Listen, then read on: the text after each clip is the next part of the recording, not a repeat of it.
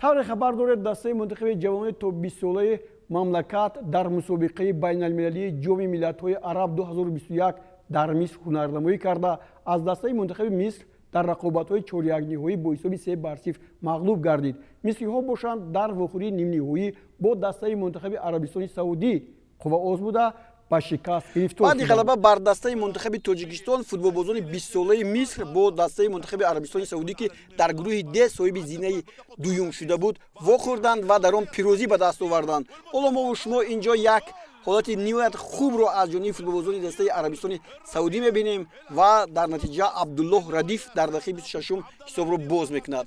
Ин голи ниҳоят тез каме ҳам бошад ба футболбозони дастаи Миср таъсир расон. онҳо ки мизбон буданд мехостанд ҳарчи бештар дар хати пеш бошанд, аммо ин тавр нашуд.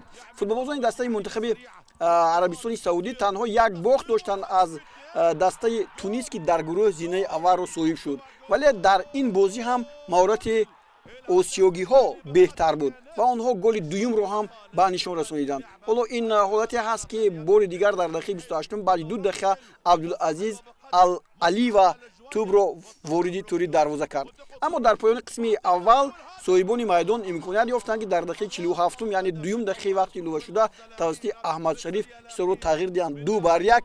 ин то анҷоми қисми аввал буд ва дастаҳо бо ҳамин ҳисоби 2-1 ба нафъи Арабистони Саудӣ ба бозӣ ба қисми дуюм омаданд. дар қисми дуввум футболбозони дастаи мунтахаби Миср ҳамин ҳуҷуме ки ҳоло мо шумо мебинем бо зарбаи Аҳмад Абдулҳамид ҳисобро баробар карданд. ба ҳолати фардӣ ин бозингар имкон дод ки муҳофизатгарро паси сар гузорад ва зарбаи ниҳоят зебоӣ ҳам занад. ин аллакай дақиқаи 69 аст ва футболбозони дастаи Арабистони Саудӣ тавассути Суҳайб Аз-Зайд голи зеборо аз зарбаи стандартӣ заданд ва дар натиҷа футболбозони дастаи Арабистони Саудӣ ғалаба карданд ва ба бозиҳои ниҳоӣ рохат гирифтанд.